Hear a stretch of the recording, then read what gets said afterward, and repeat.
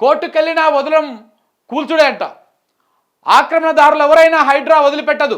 స్వచ్ఛందంగా ఆక్రమణలు విడిచిపెట్టి వెళ్ళండి. మూసీ పరివాహక బాధితులకు డబుల్ బెడ్రూమ్. 27 రోజుల్లో 18,000 కోట్ల రుణమాఫీ. ఎస్ఐల దీక్షాంత్ పరేడ్లో సీఎం రేవంత్ రెడ్డి. రూపాయి జమ చేసుకొని అమాయకులు ఇండ్లు కట్టుకుంటే పెద్ద పెద్ద జేసీబీలు తీసుకొచ్చి వెళ్ళి ఉన్న పలంగా నేలమట్టం చేయాల్సిన అవసరం ఉన్నదా? వాళ్ళు ఏమైనా దేశద్రోహం చేసిండ్రా?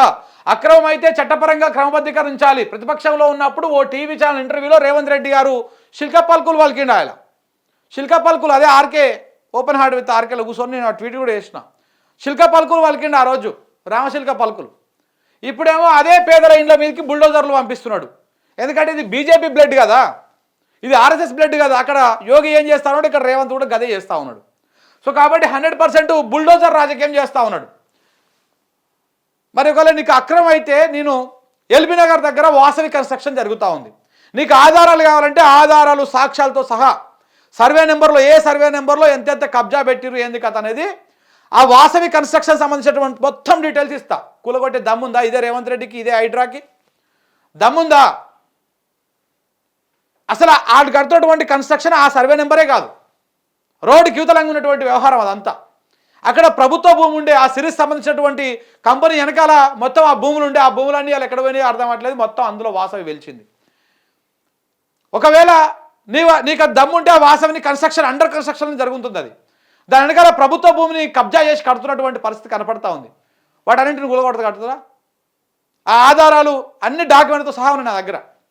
మీరు కూలగొడతా అంటే ఇస్తా నేను. మరి రండి ఎల్బీ నగర్లో మెయిన్ రోడ్ మీద చూస్తే కనపడుతుంది మొత్తం వాసవి కన్స్ట్రక్షన్స్. అవి ముట్టుకోడు. ఎందుకంటే ఎన్నికలకు ముందు గెలువంగానే పార్లమెంట్ ఎన్నికలకు ముందు కావాల్సిన సంచులన్నీ పోయినాయి. మధ్యవర్తిత్వంతో కొంతమంది వ్యవహరించి సంచులన్నీ మోసుకపోయి వాసేవాడు కాలం మీద వాడి వచ్చి అయిపోయింది కథ. సో కాబట్టి ఇదంతా దేనికోసము? ఆ సంచుల కోసమే జరుగుతున్నటువంటి వ్యవహారం అంతా సంచుల కోసమే. ఈ హైడ్రా రంగనాథ్ అంతా బోగా సుత్త కథనేది. రంగనాథ్ అనడం ఉన్నాడు బొక్క బోర్లో వాడి మూతిపని అలగొట్టుకుంటాడు. ఇదే ప్రజల చేత చీ కొట్టించుకుంటాడు. ఇప్పటిదాకా ఆయన హానెస్ట్ ఆఫీసరు, మంచి పేరున్నటువంటి ఆఫీసరు. బట్ కానీ ఇదే రంగనాథ్ అలా రేవంత్ చేతిలో సమిత లెక్క మారిపోయిండు. ఆగం అయిపోతుంది ఆయన బతుకు.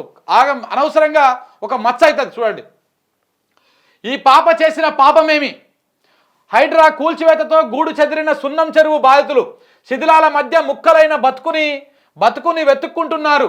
ఇండ్లు నేలమట్టమైన రోడ్డులో పడిన కుటుంబాలు తాత్కాలికంగా వేసుకున్న టార్పాలిన్ల కింద తలదాచుకుంటున్నాయి.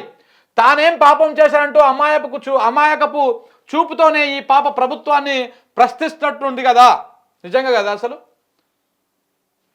పాపం మొత్తం గులగొట్టిపోతే ఆ కవర్లు వేసుకొని చిన్న గిన్నెలు పెట్టుకొని ఆ చిన్న పిల్లిని చేతిలో పట్టుకొని కూర్చున్నది ఆ పాప. నిజంగా పాపం తగులుతుంది మీకు.